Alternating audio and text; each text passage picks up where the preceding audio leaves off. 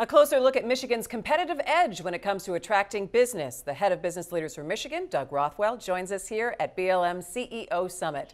Plus, Election Day is over and a close clerk's race leads to bigger questions about human error in vote counting. Plus, Mayor Duggan's path for the next 4 years and the debate over carrying guns in Michigan schools. Nolan and Stephen are here. My Week is in Detroit, and it starts right now.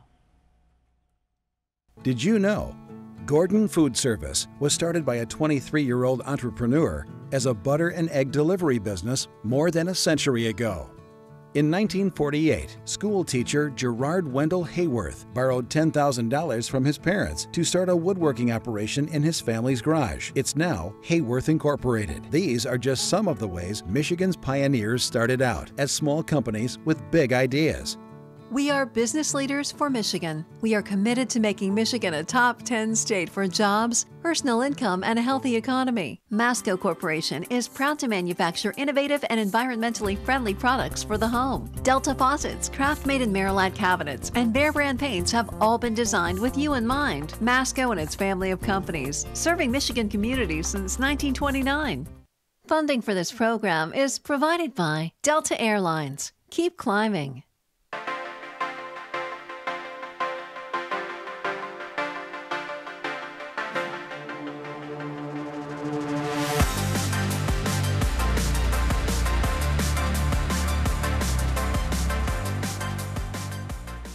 Hi there and welcome to My Week. Thanks so much for joining me. I'm Christy McDonald. We are at the Westin Book Cadillac Hotel for the Business Leaders for Michigan CEO Summit.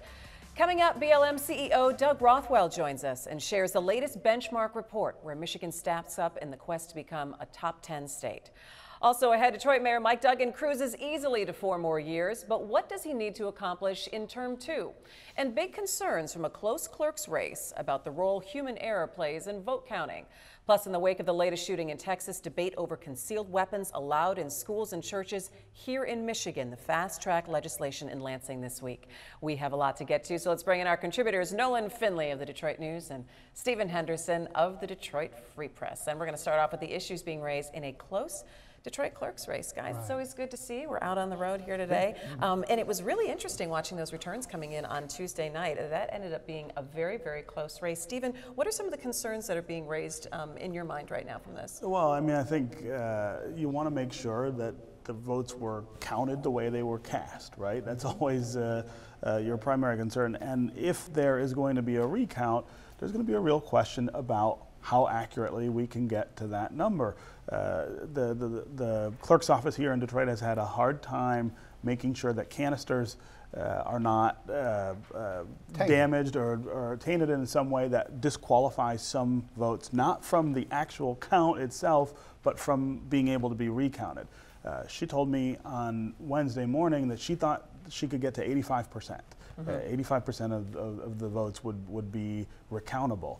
But she didn't win by 15%, right? That's unconscionable. Right. I mean, that's a low number when you're talking about a close race. Well, particularly when you're talking about a recount, you recount close races. Right. And if you've got a 15% error rate, that's and there were 1,000 votes that separate them about, right? And it's the reason both of us in our endorsements said Janice Winfrey needs to go. If you can't get, you're disenfranchising that many voters when it comes to a recount. Now part of the issue is a state law that governs how you manage human error in cases like that, and it's pretty strict in Michigan. It should acknowledge that no election is going to get you to 100% of the votes being counted the way that they're cast. It's just that there's some error that's always in there. It's not 15%. What's always concerning for me when you hear this and when we talk about this is this ongoing thread of mistrust in government, mistrust in what's in place right now, which is, I think, one of the things that we don't need to count. You want your vote to be counted.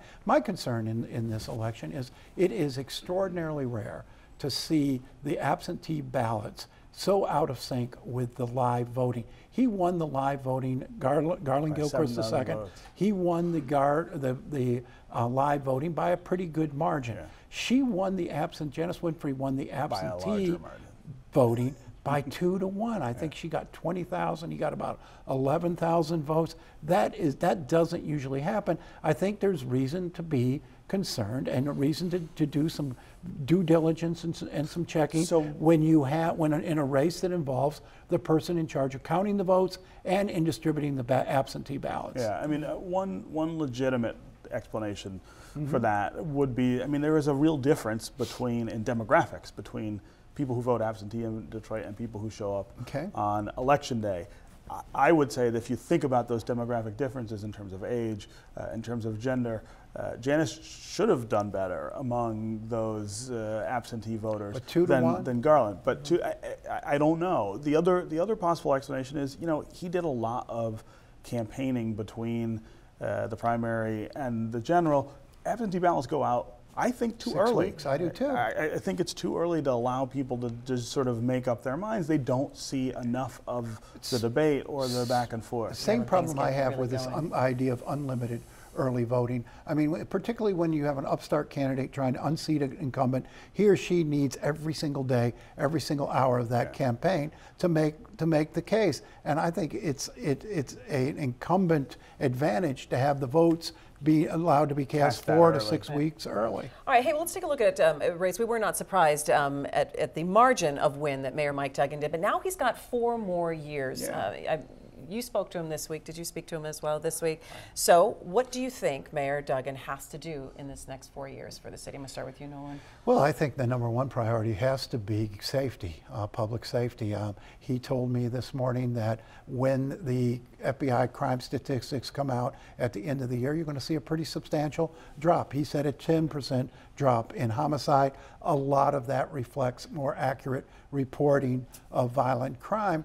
10% rate is great. A 50% rate would be much more online to making this a city where people feel safe and comfortable living in the neighborhoods. What does he have to do in the next 4 years? I mean, I think he's got to deliver on, let's go back 4 years when he was running the first time. He kept saying, every neighborhood has a future. Yeah. Remember how controversial that was, because Dave Bing had a very different approach to the idea that of what some neighborhoods are beyond being saved. Be able to be saved. Mike Duggan came out and said, no, every neighborhood has a future. I think he's going to deliver on that. Yes. What do those futures look like? And that doesn't mean that every neighborhood has the same future. Doesn't mean that every neighborhood will go back to what it used to be. But I think you got to give more, not just in promise, but in delivery to people who live everywhere in the city in terms of things being tangibly different. So where does population growth fit into all this? Because that was his first promise in the first 4 years. It's important. And that's why, to me, it was so distressing during this campaign to see the disconnect and the break between downtown and the neighborhoods. This whole notion of a neighborhoods versus downtown campaign, but because the jobs that doesn't exist. That people don't. Well, it certainly existed. The results existed on Tuesday night showed that people don't buy into that narrative. But that conversation still exists amongst a sizable part of the people, and you need the neighborhoods connected to downtown because that's where the jobs are going to come. If you're going to populate the neighborhoods, you need to create more jobs downtown. You need a job-creating district, a job-creating machine in the city, and that's what downtown's job is. Right, but you also have profound needs in the neighborhoods that aren't being met and aren't even being discussed, quite frankly, in the narrative about what we're doing in Detroit. And I think that's where the frustration comes in. And it's not versus downtown.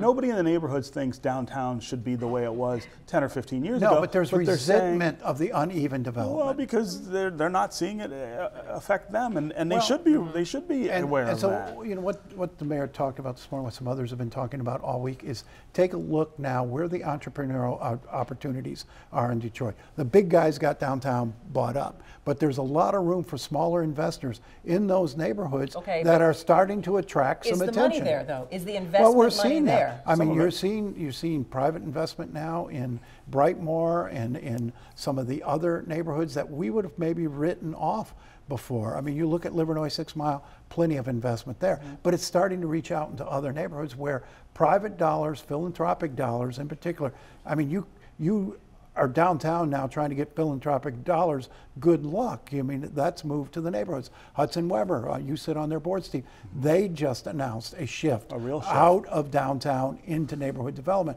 You're seeing foundation after foundation do that. I would say we're not out of downtown. No, but adding. Yeah. But private dollars, I think, will follow that. All right, well, we're going to have to leave it there. Well, we are here in Detroit for Business Leaders for Michigan CEO Summit. It is an annual event. Over 400 leaders get together to exchange ideas and get a sense of where Michigan is headed when it comes to attracting industry and educating our workforce, as well as finding opportunities for growth and making improvements. This is a group of powerful statewide leaders who also have the ability to affect change with Lansing's agenda. And joining us back on My Week is Doug Rothwell. He is the CEO of Business Leaders for Michigan. Doug, welcome back. It's always good to see you on My Week. Yeah, good to see all you guys. All right, and you've got over 400 people here at the Westin Book Cadillac Hotel. Isn't it? annual event. So I always kind of wonder, what have some of these most powerful leaders in the state been talking to you about when it comes to Michigan over the past year? Well, you know, I think a lot of it's they're feeling so good about how we've come back. I mean, it's a heck of a lot different than it was the first time we did this about 6 or 7 years ago. But at the same time, they want to know, how do we keep it going?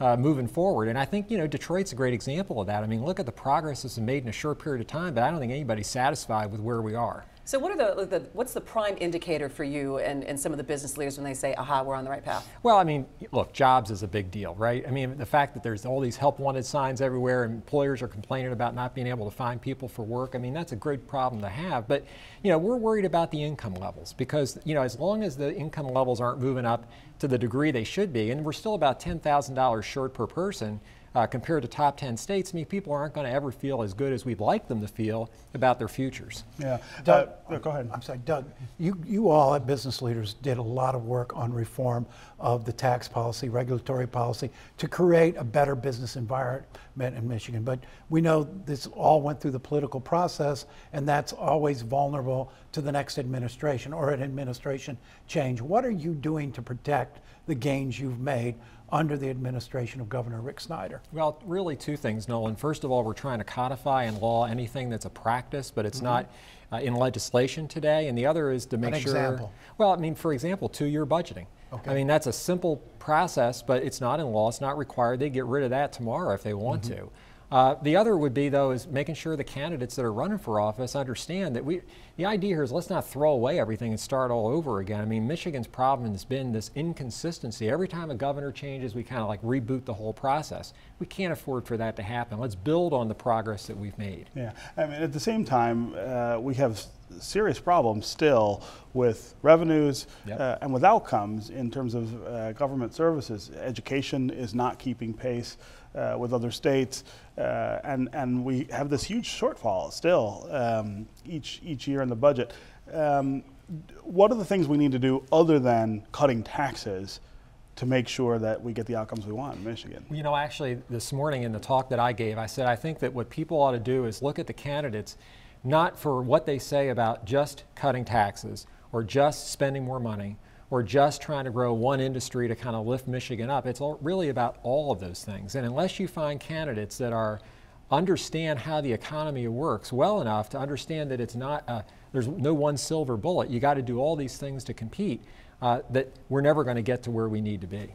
Doug, you said earlier that we've got this good problem to have of having some jobs, but people not there to be able to fill them, or not educated enough or skilled workers enough to fill them. How do we change that? And how is Business Leaders from Michigan going to, maybe in the next year or so, kind of take up that mantle to change that? Yeah, I mean, really, it's growth begets growth. I mean, what I said is that people really want to be in places that are growing because there's more jobs available, there's more opportunity available. But the way you get there is you got to have the education and training system to produce the talent that's needed by those jobs that are going to be created. You need to have the infrastructure to connect us to this global economy that we're in, and you got to be able to have, you know, some sectors of the economy that are outperforming others. We've got a couple, but we just need to have some more. So it's really creating that dynamism that you're looking for. That's what will attract more people to come here. Doug, when you look at that $10,000 gap in household income between Michigan and the top 10 states, that's a lot of money that go a long way to paying a college tuition, for example. What do we need to do to close that? I mean, what is the secret formula for closing that gap? More better jobs. I mean, simply put, and that means that, again, sounds like, you know, a similar refrain, but you've got to have people that have more education and training that warrant those higher wage jobs. You've got to have sectors of the economy that are on the growth end of the new economy that are able to afford to create jobs like that. And you've got to have the infrastructure to connect you in this global economy. The example I gave today is I said, look, you know, we're on this North American trade corridor. Doesn't do any good to be on that corridor if we don't have the infrastructure to take advantage of it. in Detroit, we just had a mayoral election. The sort of narrative that framed it was this idea of two Detroits, one doing much better than it used to be, the other still waiting to see the benefits. I'm always curious what the business community thinks about that, given that they drive so much of the recovery in downtown and midtown Detroit, big businesses and small. What do they think about what's going on in the neighborhoods, and what role can we get them to play? I think it's an extension of what we just talked about with income, Stephen. I mean, we are not going to be successful if all we're going to do is evaluate our success just by the sheer number of jobs we're creating, or if just downtown is a successful place. It's got to be a community that everyone benefits in this recovery. And so when I talk to our members all the time, that's what they actually want to focus on. They want to focus on incomes. They want to focus on places in Michigan that are not feeling the recovery. We don't have to worry about downtown so much anymore. We don't need to worry so much about the high end of the economy. It's where's everybody else fitting in. So we're making this bid for Amazon to come to Detroit, which would of course change everything. But let's say we don't get that. Are there other businesses in the state that we might attract to say, hey, come to Detroit, come to a neighborhood in Detroit and make a big difference? I mean, is that conversation happening in the business community? I think you're actually seeing some of it already. I mean, if I look at some of the neighborhoods like in Delray, or you look down on Fort Street, you look at some of the investment that's happening kind of outside the immediate downtown, midtown area, I think it's amazing what's happened in a very short period of time. But I'd really like to see more companies coming in from out of state too. I mean, it's a little early yet, but we need to get there. Hey, Doug, last week I was moderating a group of superintendents in Oakland County and talking about the state of K-12 education in Michigan. And the constant refrain I was hearing is, well, we need the business leaders of Michigan to get involved in how we're going to improve K-12 and maybe starting to push where some of the money should come from. What do you think about that and the role the business community should be playing in the next 3 to 5 years about what's happening with education? Well, I think you're going to see, our organization, for one, take a larger role in this space. But I think at the same time, we've got to be mindful that we're not education experts. I mean, I think we understand the product we're getting from the education system, the product that we need from the education system. But, I also don't want to put ourselves in the role of saying, well, we know, exactly how the curriculum ought to be delivered. I mean, that's not who we are. But I think you are going to see the business community take a larger role, focusing on why is it that we have a gap between us and where these better states are performing, and what do we need to do to close that gap, and really then holding our education leaders responsible for what's the best way to get there. Doug, Steve mentioned the Amazon bid. Your members and your organization was active in putting that bid together. What did we learn about our strengths and our weaknesses through that process? Well, I think, first of all, we found that, we're very well located to be able to attract it. We've got this great international airport. We've got a great, as I mentioned, geographic location. We've got a workforce that, while, we would like to see it better, the fact is that we still have a lot of great skills and expertise here that we can utilize. But, there are some downsides. I mean, infrastructure, mass transit, connectability isn't where it should be. Education and training, we've got some niches like engineering that we're very good at, but we've got a lot of areas that we're not so good at, that we talked about the need for K-12 reform. So I think that we are competitive to make that bid. Certainly we weren't 5 years ago. We are today, but I wish we were 5 years from now. You talked about investing in infrastructure and investing in these other things. That usually translates to taxes, more taxes. Yep. But your organization is not necessarily anti-tax, but you're not in favor of broad taxes. How would you pay for these things? Well, we right now are spending hundreds of millions of dollars from the state general fund on infrastructure that we shouldn't be. If we were to raise infrastructure taxes on gasoline or on water to the level that we should, we would be able to not only have the infrastructure we need, we'd be able to free up that money that could then go into education and training and other areas that we need it. So I think that one area, infrastructure taxation, is really the solution for a much broader revenue issue. As we kind of wrap things up here, Doug, you talk about where we were 5 years ago and where we kind of need to be 5 years from now. When you leave a day like today, when you have business leaders from around the state meeting here, what is kind of the call to action or the marching plan, or where you see moving forward in the next year? The biggest thing we're trying to get people to take away from today, Christy, is not so much what the state needs to do more of, but what every organization in the state can be contributing to it. If they are stronger, if they're listening to these best practices that they're hearing from these business leaders from around Michigan, around the world for that matter, then they're going to make the state stronger as a byproduct. And it takes both to make Michigan to be a top 10 state. Well, it's always good to have you join us, Doug. Doug Rothwell, the CEO of Business Leaders for Michigan. It's time now for some headlines.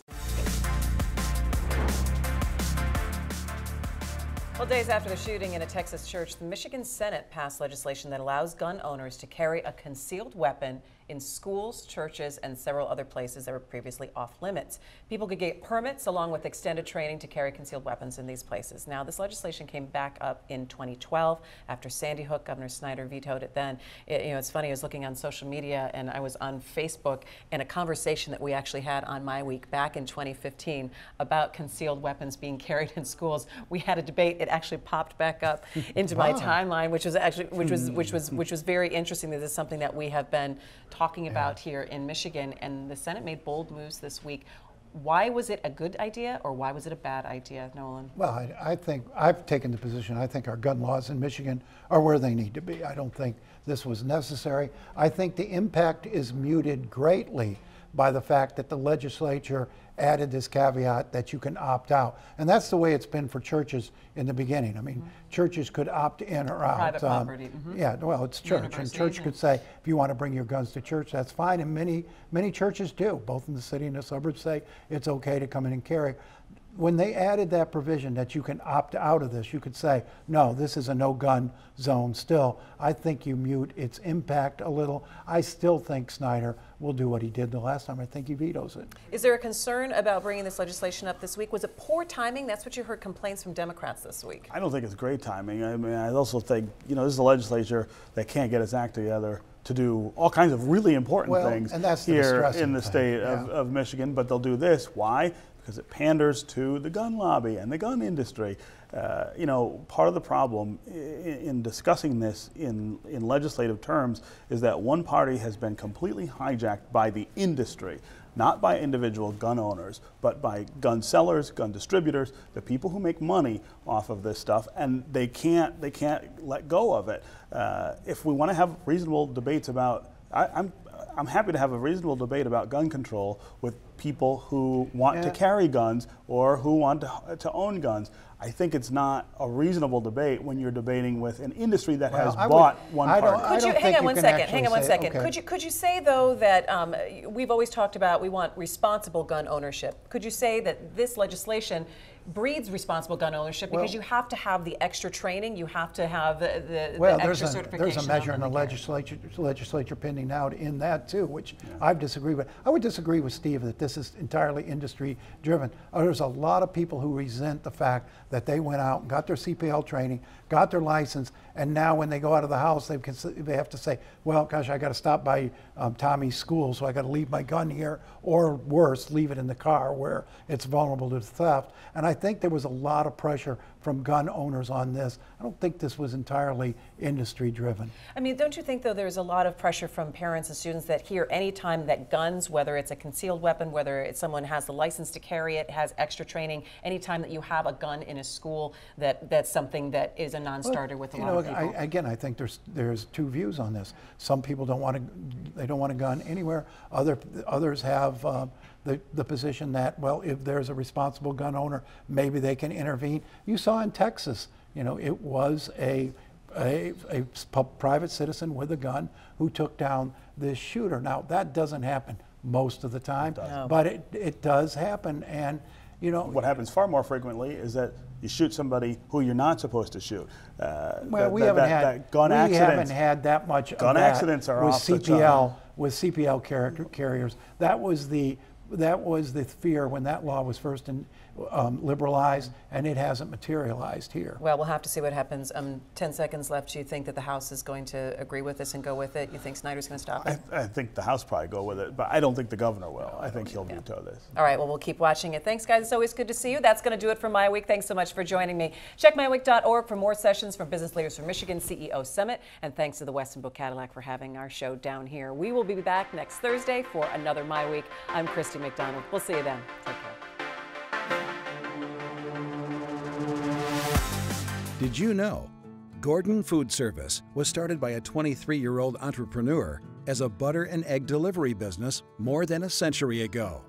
In 1948, school teacher Gerard Wendell Hayworth borrowed $10,000 from his parents to start a woodworking operation in his family's garage. It's now Hayworth Incorporated. These are just some of the ways Michigan's pioneers started out as small companies with big ideas.